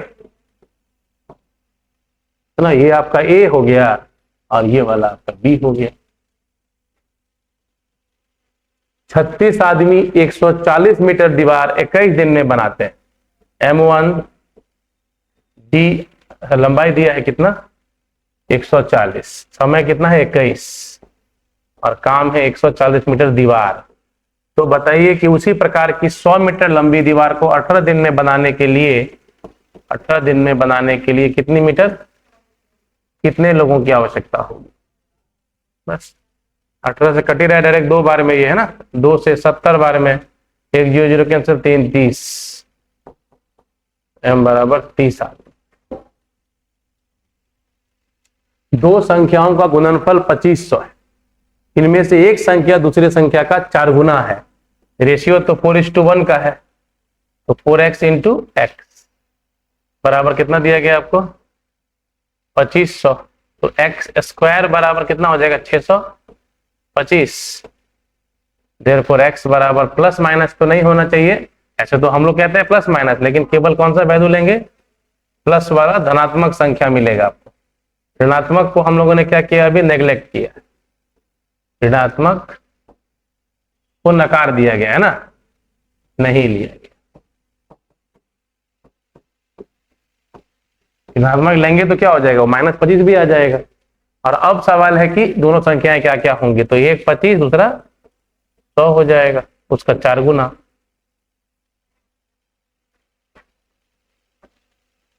एक वृत्त की परिधि दी गई है तो 60 डिग्री के चाप की लंबाई, कई बार हम लोग चर्चा करते हैं ना, चाप की लंबाई बराबर चाप की लंबाई, ये हमको लग रहा है पिछले क्लास में बताए थे आप लोग, ये होता है 2πr और थीटा बटा 360 डिग्री।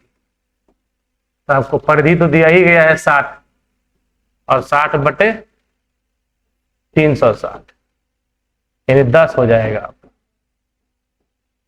परिधि देके क्या किया, आसान कर दिया है चीज को, परिधि दे करके, यही ना परिधि है, यही दे दिया है तो और इजी हो गया। खाली 60 मतलब 1/6 भाग,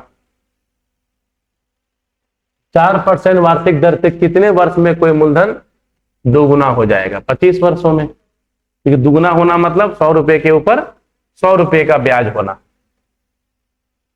समीकरण निकाय का हल क्या होगा, तो बेहतर क्या है कि आप ये पुट करके देख लें किसके लिए सेटिस्फाई कर रहा है, वरना आपको 2 लीनियर इक्वेशंस बनाने ही पड़ेंगे। जैसे इन दोनों को सॉल्व करके एक, इन दोनों के साथ एक, तो 2 बनाने की जरूरत नहीं है, आराम से आप इसको क्या करें, वैल्यू पुट करके देख लें कितना आ रहा है। 100 2 8 के लिए क्या हो रहा था, अगर सी रख के देखें 2 6, तो 6 2 8 में से 8 गया तो 0 खत्म, ये वाला 6 दूना 12 14 खत्म, ये वाला 3 दूना 6, हाँ ये खत्म हो जाता है, 6 6 12 में 0 0 बटा 11 आ रहा है, परफेक्ट है। सॉल्व करने की जरूरत नहीं है इसको। 91, प्रताप ने अरुण से कोई धनराशि साधारण ब्याज पर प्रथम 3 वर्ष के लिए 12%, अगले 5 वर्ष के लिए 16 और 8 वर्ष के बाद अगर रखे तो 20% के वार्षिक दर से उधार लिया। यदि 11 वर्ष के उपरांत मूलधन से 6,000 रुपये 80 रुपये की अधिक हो गया, ब्याज कितना हो गया, मूलधन से भी कितना अधिक 6,080 अधिक हो गया, तो उधार ली गई धनराशि क्या होगी। तो अगर मूलधन तो आपने पहले 100 मान ही लिया कि लेट इसका जो मूलधन है वो कितना है 100 है, फिर देखिए तो ब्याज सब कितना कितना हो रहा है। तो सबसे पहला ब्याज कितने का होगा, 12% की दर से 3, तो 36% तो 3 साल में हो गया, पहला 3 साल में 36 हो गया, प्लस अगले 5 में 16 पचे 80, 16 पचे 80 हो गया। फिर उसके बाद कब तक 11 साल रखा है ना, उसके बाद के 3 साल के लिए और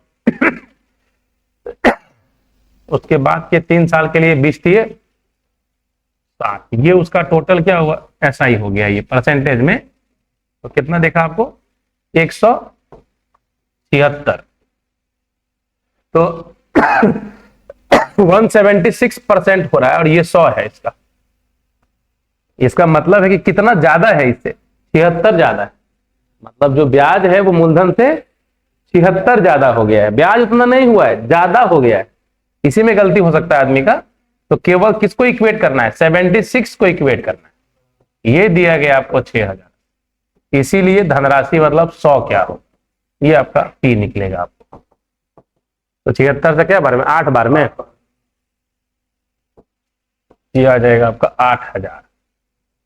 और यहीं पे मिस्टेक हो सकता है, अगर आप किससे इक्वेट कर दें, 176 से इक्वेट करेंगे तो वो नहीं बनेगा, क्योंकि वो साफ के शब्दों में लिखा है कि ब्याज मूलधन से। हाँ, उसी में वो अलग आ जाएगा आंसर। वैसे तो ये लोग को ऑप्शन देना चाहिए वो वाला भी, तब ज्यादा खतरनाक हुआ ना कि स्टूडेंट मार के निकलेगा। तो ये क्वेश्चन का जो गुणवत्ता कौन बढ़ाता है, ऑप्शन ही तो बढ़ाता है।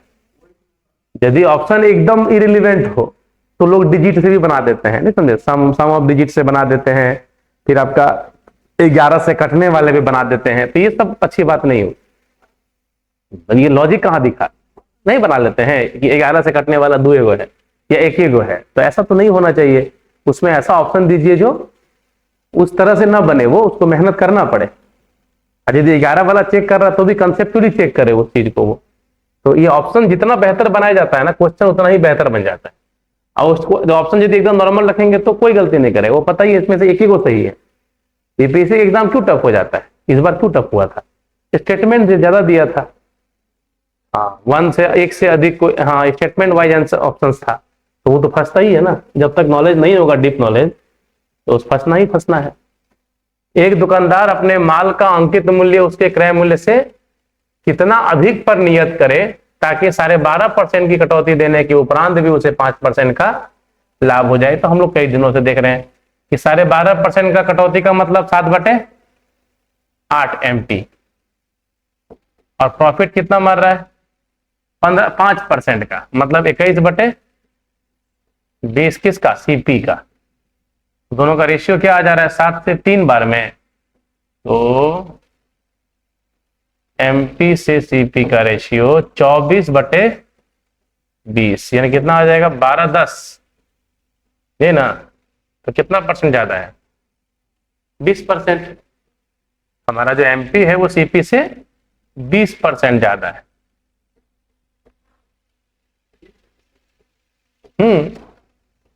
नहीं होगा 20, हाँ, आंसर 20 तो होना चाहिए। ये हमारा हो जाएगा 6/5, तो 1 पे 5 तो 20% नहीं हो जाएगा, 20 ही आएगा। ठीक है, चेक कर लीजिए। 5% का मतलब 120, 105/100, यानी 21/20, ये 7/8। ठीक है, किसी वस्तु का अंकित मूल्य 2100 रुपया है तथा इस पर 10% का बट्टा दिया जाता है।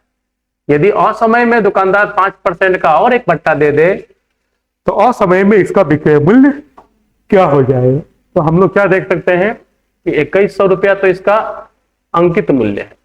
सामान्यतः आप 10% का छूट देते ही हैं, और कितना दे दिया आप, 5% का, यानी कि 95, 19/20 हो गया। अरे सॉल्व कर देना इसको, है ना, जो वैल्यू आ जाए आपका कहानी वहीं पर क्लियर है। कितना आ रहा था, 1795। ऐसे तो दिख ही रहा है, लेकिन फिर भी आप लोगों के सौजन्य से आधा तो होगा ही ना, 1795 ये एक घड़ी का अंकित मूल्य दिया गया है। 2 क्रमवार बट्टे के बाद उसे 1224 में बेचा गया है। तो अगर पहला बट्टा 10 है तो दूसरा बट्टे की दर क्या होगी।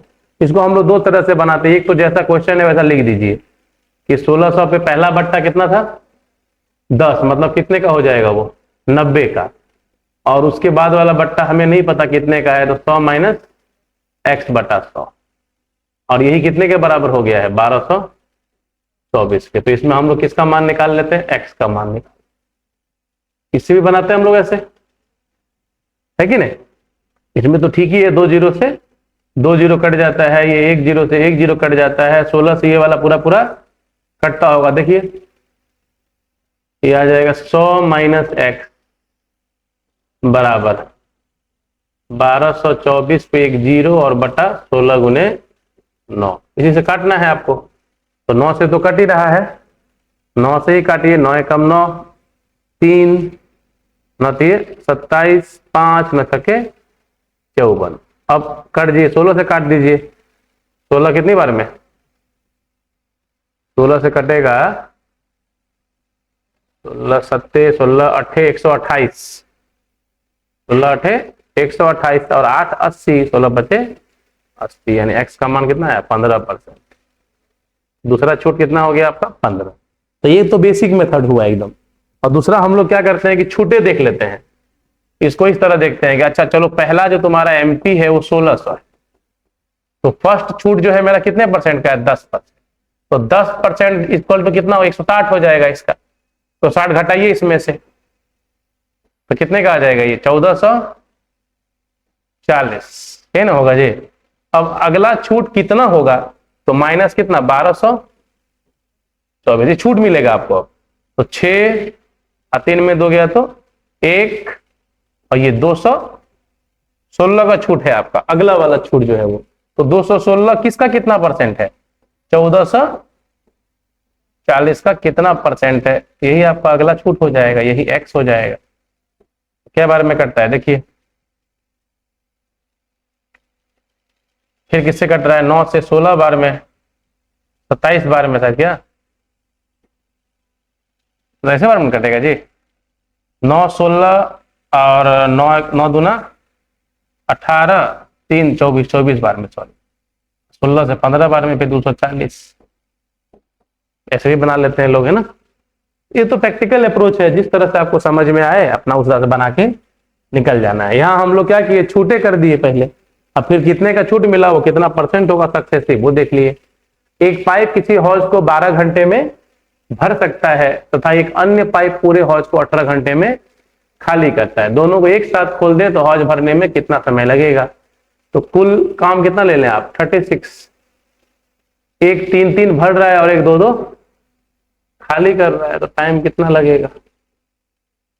36 घंटा का समय उसको लग जाएगा, है ना? ये भी ठीक है। एक दुकानदार 10 रुपये प्रति किलोग्राम के भाव वाले 10 किलोग्राम चावल को 15 वाले दूसरे प्रकार के चावल की कुछ मात्रा में मिला दिए और 14 रुपए के हिसाब से उसको बेचे हैं, तो 5% का लाभ हो गया है। तो दूसरे प्रकार के चावलों की मात्रा क्या थी? तो सबसे पहले तो अच्छी बात है कि पहला प्रकार का चावल कितना केजी है? ये पहले प्रकार का चावल 10 केजी। दूसरे प्रकार का चावल का वजन नहीं पता, पूछा जा रहा है कि वो कितना होगा। इसका रेट बता दिया गया, ये 10 रुपये है और इसका 15। लेकिन ये जो मिश्रण का भाव दिया हुआ है ये विक्रय मूल्य है, बाकी दोनों क्या है? सीपी है। तो हम लोग का मेन काम क्या है कि उसको भी हम क्या करें? एसपी को सीपी में कन्वर्ट करें। तो हम यहां क्या करेंगे कि चूंकि जब 14 रुपये बेचा है वो, तो क्या हुआ है? उसको 5% का लाभ हुआ, यानी ये 14 जो है वो 105 है, तो 100 क्या होगा? तो हम क्या मिल जाएगा इससे हमको? वो जो हम मिश्रण बनाए हैं उस मिश्रण का हमको क्या मिलेगा? सीपी मिलेगा। ये काम पहले करना पड़ेगा आपको, है ना? तो 7 से क्या बार में? 15 बार में, 2 बार में, तो 200 और कटेगा। तो चाहो तो छोड़ सकते हो, ऐसे भी कोई दिक्कत नहीं है। और छोड़ना है तो 5 3 15 और ये 20 बार में, यानी 40/3 रुपया ये मिला आपको उसके मिश्रण का सीपी। तो अब हम बीच में हमेशा क्या लिखेंगे? वही वाला लिखेंगे, 40/3 प्रति केजी। अब हमारा काम है कि इन सबको फ्रैक्शन जो है उसको हटा दें। सब में किससे गुना कर दें? सब में हम लोग 3 से गुना कर, है ना? तो क्या क्या हो जाएगा देखिए, तो ये हो जाएगा 30, ये 45 रुपया और ये हो जाएगा 40। अब आप एलिगेशन आसानी से लगा, 5 और कितना 10, तो रेशियो क्या हो जाएगा? 1:2 का। तो 1 मतलब कौन? 10, तो 2 मतलब 20 केजी हो जाएगा, है ना? मात्रा का अनुपात, ठीक है। किसी वस्तु को 144 में बेचने से उसके क्रय मूल्य के 1/7 के बराबर हानि होती है। मतलब 7 रुपये क्रय मूल्य है तो 1 रुपये का हानि। तो 6 पे बेचा है, तो अगर 6 पे बेचा है तो 6 कितने के बराबर है? 144, तो 7 क्या होगा, है ना, सीपी मिलेगा आपको। तो सीपी कितना आ रहा है? 168। जब आप उसको 168 में ही बेचेंगे तो क्या होगा? No profit no loss. 168 में बेच रहे, 168 का सामान है, तो क्या हो रहा है? 0। तो परसेंटेज में क्या होगा? परसेंटेज में भी बोलेंगे नो प्रॉफिट नो लॉस। 10 रुपए में 20 टॉफी बेचने से एक आदमी को 4% की हानि होती है, तो 20% का लाभ प्राप्त करने के लिए 10 रुपए में उसे कितनी टॉफियां बेचनी होगी? यही बात है। तो देख लीजिए दोनों जो विक्रय मूल्य है वो कैसे है। तो आप पहले पता कर लो कि रेट क्या होना पड़ेगा, है ना। तो 10 में 20 टॉफी यानी 10/20, और कितना हानि हो रहा है यानी कितने परसेंट के बराबर है? 96। चाहिए कितना उसको? मतलब 20। बस हो गया। यही हमारा रिक्वायर्ड एसपी है, यही मेरा रिक्वायर्ड एसपी है। प्रति चॉकलेट का विक्रय मूल्य होगा। तो किससे कट रहा है? देखिए 6 बार में, ये 16 बार में 10/16 क्या आ रहा है? 10/16। तो ये रुपया है ऊपर, और नीचे क्या होता है? टॉफी, है ना, है। तो आंसर भी आ गया। क्या आ गया? 10 रुपए में कितना बेचेंगे? 16 टॉफी। ऐसे तो 1/, क्या होगा जब काटेंगे कुछ तो वो मिलेगा 1 टॉफी का कीमत, लेकिन ये दिख रहा है कि 10 रुपये में 16 टॉफी वो दे देगा। 12 वस्तुओं का क्रय मूल्य 9 वस्तुओं के विक्रय मूल्य के बराबर है। ये पूछा था सवाल एग्जाम में। 12 वस्तुओं का सीपी 9 वस्तुओं के एसपी के बराबर है। तो सीपी बटा में एसपी 9 प्रॉफिट तो हो रहा है कितने का? 1। कहां से? 3 से। ये ध्यान रखना है खाली। 4 से करेंगे तो आंसर पलट जाएगा। 33.1/3%। यहीं पे गलती क्या हो जाएगा? 1/4 कर देंगे तो 25% आंसर आ जाएगा, और दिख भी रहा है। ज्यादा अच्छा तो वही दिखता है, ये अच्छा दिखने से नहीं होगा। एक व्यक्ति किसी मेज पे 20% लाभ पर बेचता है। यदि उसने इसे 10% कम मूल्य पे खरीदा होता और 105 रुपये अधिक में बेचा होता तो इसे 35% का लाभ हुआ होता। तो बताइए मेज का क्रय मूल्य क्या होगा? तो जैसे कि हम जानते हैं कि घटना घटी है, हम लोग कहेंगे घटना घटी, मतलब ये हुआ है ना। क्या हुआ है कि 100 रुपया में खरीदा था, वस्तु का सीपी कितना था? 100, और उसको कितने में बेच दिया गया है? तो 20% लाभ यानी 120 पे ये हो गया है। अब ये काश हम लोग कहते हैं, काश ऐसा हुआ होता, काश, है ना, इफ का चल रहा है बात। यदि ऐसा होता, क्या होता कि उसने 10% कम मूल्य पे खरीदा होता, यानी उसका सीपी कितना होता? 90 होता। वो अपने पुराने वाले विक्रय मूल्य से 105 रुपया अधिक करके बेचा होता। तो हम इसमें तो नहीं जोड़ देंगे 100, क्योंकि ये परसेंटेज में है। तो वो हम दिमाग में रखेंगे केवल कि यहां का जो विक्रय मूल्य है एक्चुअल वाला, और ये विक्रय मूल्य दोनों में जो अंतर है वो वास्तव में कितना रुपये का है? 105 रुपये का है, ये दिया हुआ। लेकिन हमें तो परसेंटेज में देखना है अभी। तो कितना प्रॉफिट होता उसको? 35% का प्रॉफिट। तो अब जो मेरा सीपी है काश वाला 90 है ना, तो हमें क्या देखना पड़ेगा? 90 में हम क्या जोड़ेंगे? 90 का 35%, ये ना जोड़ेंगे हम लोग। यही मेरा है। तो कितना आ जाएगा देखिए। तो 90 में पहले जोड़ेंगे, 90 का 30% कितना होगा? 27। अब फिर 90 का 5% 4.5, तो 27 4 31.5। जोड़िए 90 में, 9 5 45, तो कितना आ जाएगा? 9 3 121.5। हो गया, कहानी क्लियर है। अब आप देख पा रहे हैं कि दोनों में जो परसेंटेज डिफरेंस है वो कितने का है? केवल 1.5% है ना, अंतर है। और कितने के बराबर? 105 के बराबर। तो कितना गुना हो रहा है? 70 गुना, यानी कितना हो जाएगा? 7000। नहीं हो जाएगा, इससे 70 बार मैंने कटेगा ये, तो 100 के लिए जब आप पूरा निकालेंगे 100%, ये आ जाएगा आपका कितना, 7,000।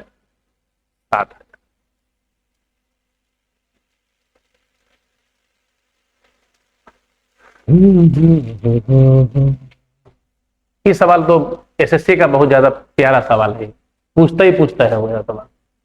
इसमें बस खाली एक ही दिमाग लगाना है कि कैसे तुरंत हम लोग दोनों एसपी पे पहुंच जाएं और दोनों को जो परसेंटेज डिफरेंस है उसको वास्तविक डिफरेंस से कंपेयर कर लें। मेन काम यही होना चाहिए, मैथ तो और नहीं है। रीजनिंग कौन सा था बोले?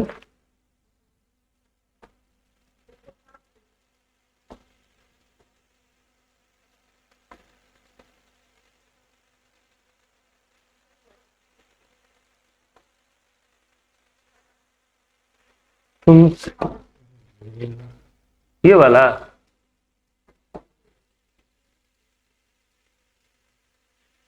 तेईस जोड़ दो, मतलब ये डिजिट का लेना है। जैसे ये 2 3 है ना, तो 2 का स्क्वायर और प्लस 3 का स्क्वायर, तो 9 4 13। वैसे ही 3 का स्क्वायर और प्लस 4 का स्क्वायर, ये 25 आ जाएगा। बिल्कुल सही। उस तरह से ये आपका 67 है, तो 6 का स्क्वायर और प्लस 7 का स्क्वायर, तो 36 प्लस 49 कितना हो जाएगा? 85, है ना? दिख गया वहां तो परफेक्ट है। बहुत सारे एग्जांपल दिया है तो आप सोच सकते हैं, दिमाग ला। कौन सा कौन सा?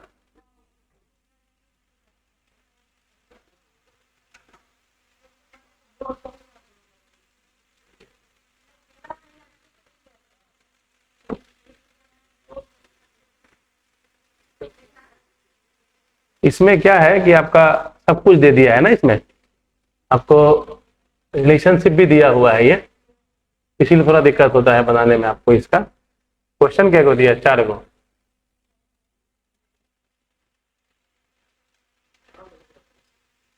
हाँ, ये पजल हो गया ना, ये पजल हो गया। तो पजल पूछेगा लेकिन सिंपल वाला पजल ही आपसे देखने को मिलेगा। एक वाला तो बहुत मुश्किल हो जाएगा, अगर एक पूछा तो मुश्किल हो गया वो तो। तब फिर अगर ये क्वेश्चन पूछ दे और एक क्वेश्चन पूछे तो पढ़ना भी बेकार इसको, ये समय बहुत ले लेगा। ये कम से कम 5-10 मिनट का समय लेता है ये। तो 4 सवाल है तब ना 5 मिनट दे सकते हैं।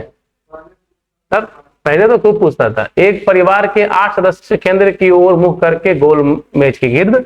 एक तो अच्छी बात है कि सबके सब कहां देख रहे हैं? केंद्र की ओर देख रहे हैं, ये पॉजिटिव है इसका एक। नहीं तो पता चला कि कुछ लोग केंद्र की ओर और कुछ लोग केंद्र के बाहर। और अब बताइए, और अब क्या कह रहा है? कहता है कि डी की पत्नी एफ सी के दाएं को तीसरे स्थान पर है।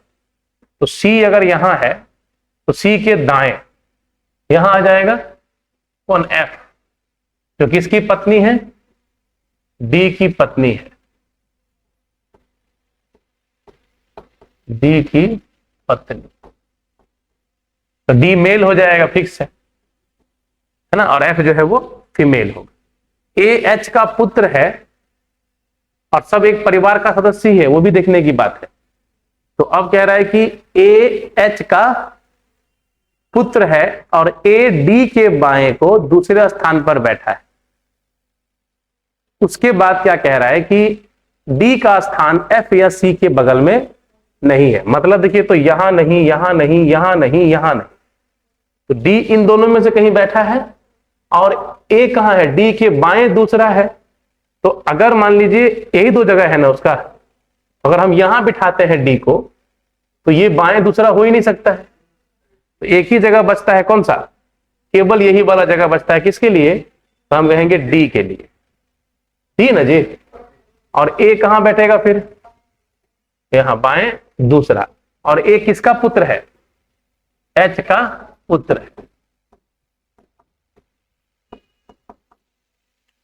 उसके बाद क्या कह रहा है आपसे कि ये तो हो गया, ये डी के बाएं दूसरा, डी का स्थान। डी के बगल में कोई पुरुष नहीं बैठा है, मतलब यहां भी एक फीमेल है और यहां भी एक फीमेल ही है। उसके बाद क्या कह रहा है आपसे कि डी के पुत्र के बाएं को दूसरा जी का स्थान है। डी का पुत्र कौन है तो बताया नहीं फिलहाल। एक तो बता दिया कि एच का पुत्र है, एक बता दिया जो डी का पुत्र है ना जी। अब कह रहा है कि डी के पुत्र के बाएं को दूसरा जी का स्थान है। एच एवं ए के भाई के बीच केवल दो व्यक्ति बैठा है। अब ए का भाई यहां कौन है लेना पड़ेगा आपको डी, और परिवार तो देखना पड़ेगा ना पहले। इसमें यह देखना पड़ेगा कि परिवार का हायरार्की कौन सा है। 8 सदस्य हैं अगर, तो शादीशुदा भी है, भाई भी है, नहीं समझे, पुत्र है, तो यह भी देखना पड़ेगा आपको। अब देखिए एफ क्या है, एच की माता भी है, मतलब हमारी एफ दादी हो जाएगी ना। फर्स्ट जनरेशन में कौन है, एफ है, एफ डी की पत्नी। तो एफ हो गया ये और डी हो गया ये आपका। और उसके नीचे जनरेशन में कौन आया, एफ एच की माता है। और एच का पुत्र कौन है फिर, ए है। यहां तक आ गया ना मैटर। और एफ की पत्नी तो हो गया। और उसके बाद क्या दिया था उधर, इसमें यही दिक्कत होता है कि आपको इसमें ब्लड रिलेशन भी सेटिस्फाई करना पड़ेगा। और सिटिंग अरेंजमेंट तो करना ही है। कितने लोग बैठ गए, 1 2 3 4 लोग बैठ गए। 4 लोग में आपको अब सोचना है। अब यहां तक तो हम लोग पढ़ चुके हैं, यहां तक कोई दिक्कत नहीं। यहां तक में हम लोग का डाटा में कुछ अब बचा हुआ नहीं। जो भी ये कहानी कहां है, अब इतने में ही जुड़ा हुआ है कि डी के पुत्र के बाएं को जी, दूसरा स्थान जी का है। तो डी का पुत्र कौन है तो पता ही नहीं है हमें। डी का पुत्र के बारे में यही हो गया, एच भी है, एच ही ना होगा, क्योंकि यही बोल रहा है कि एच का पुत्र है। तो आज एच की पत्नी कहीं लिखा है क्या, कहां पे, हाँ वो हम समझ रहे हैं, लेकिन ये पुत्र है कि पुत्री वो नहीं पता है एग्जैक्ट। ये क्लियर नहीं था। डी का पुत्र कहा ना, डी का पुत्र के पत्नी अगल बगल बैठी है। मतलब एच और एच की पत्नी जो है वो अगल बगल बैठी है। ये दोनों फीमेल है कह रहा है। तो ये तो बात फिक्स है कि यहां पे दोनों में, हाँ इधर ही ना मेल कहीं आएगा। इसी में थोड़ा सा कंफ्यूजन होगा आपको, इसी में थोड़ा सा क्या लगेगा, समय लगेगा। बाकी में कोई समय लगने वाला है नहीं। यहां देखिए ना कि डी के पुत्र के बाएं दूसरा जी का स्थान है, ये तक ठीक है। डी का पुत्र कौन है अभी तक हम लोग क्लियर नहीं है। उसके बाद कह रहा है कि एच एवं ए के भाई के बीच केवल 2 व्यक्ति बैठा है। एच एवं ए के भाई के बीच 2 व्यक्ति बैठा है। यहां पे हो सकता है एच एक, यहां हो सकता है, यहां तो अभी समझना यही है ना कि हमारा जो एच है वो मेल है कि फीमेल, ये हम लोग को ज्यादा श्योर करना है। एच की माता है, अच्छा ठीक, वही मान के चलते हैं कि मेल है वो, ठीक है, मान के चले कि एच जो है वो मेल है, पुत्र है, मतलब बेटा ही है, तब तो यही बैठेगा, वो फिक्स है, यहां वो बैठ नहीं सकता है। हाँ उसके बाद क्या था फिर कि न तो सी न ही डी ए का भाई है। न तो सी ना ही डी ए का भाई है, सी भी भाई नहीं है और डी भी भाई नहीं है, ठीक है, ए का भाई नहीं है, इस जनरेशन में नहीं है वो। उसका डी का पुत्र, डी के पुत्र की पत्नी अगल बगल बैठा है। मतलब एच और जो उसकी पत्नी होगी वो कहां बैठेगी, तो इसकी बीबी सी हो सकती है ना, भाई नहीं है, सी हो सकती है। और यहां पर भी वो हो सकती है क्योंकि अगल बगल बैठा है डी के पुत्र की पत्नी। एफ एच की माता, ये तो हो गया। एफ बी व जी के बगल में नहीं बैठा है। एफ कहां नहीं बैठा है, बी व, मतलब जी कौन नहीं होगा यहाँ पे, बी या जी यहां नहीं हो सकता है। तो बी या जी कहां, यहां हो तो यहां होगा, है कि नहीं। अब बी कौन है, पता है कुछ भी बी के बारे में, वो लिख दिया है। तो दोनों तो फीमेल ही ना होगी, दोनों फीमेल होगी। एफ बी व जी के बगल में नहीं बैठी है तो बी नहीं आएगा यहां, बी और जी इधर नहीं आ सकता है। तो बी और जी यहीं पे पॉसिबल है तब तो खाली। तो मान लीजिए कोई भी होगा तो बी यहां होगा तो जी मान लीजिए यहां होगा, दोनों फीमेल है, दोनों ही फीमेल हो गया, बी भी फीमेल और जी भी फीमेल। तो अब इसकी पत्नी तो अगल बगल बैठी है, पहले ही बोल दिया गया है। एक आदमी कौन बच गया देखिए, तो अब ई खाली बचा है, तो ई यहां आ जाएगा और कह दिया है कि जी किसकी बहन है, ई की बहन है। पूछा था डी का पुत्र कौन है, ना पूछा था।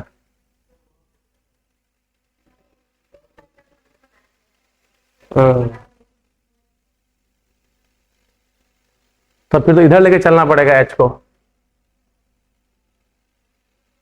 और कहां कुछ दिया है, एच एवं ए के भाई के बीच दो व्यक्ति, ये तो ठीक है। अच्छा अच्छा अच्छा, एच एवं ए के भाई के बीच दो व्यक्ति कहा है ना। हम लोग गलती क्या कर दिए यहां पे, एच एवं ए नहीं बोला था, नहीं समझे बात, हम लोग मिस क्या कर दिए, यहां पे एच एवं ए हम लोग लेके चले गए, क्योंकि यहां क्या बोला है, एच एवं ए के भाई के बीच कह रहा, तो ये का भाई ये नहीं ना है, यहां भी नहीं होगा, यहां भी नहीं होगा भाई, तो उसका भाई कौन हो सकता है, डी हो सकता है, नहीं नहीं वो भी भाई नहीं है उसका, तो डी तो ऊपर है, तो इधर कहीं में भाई होना चाहिए था, ए का भाई यहां बैठ सकता था खाली, कहां ये, और इधर जाके एच आता। अच्छा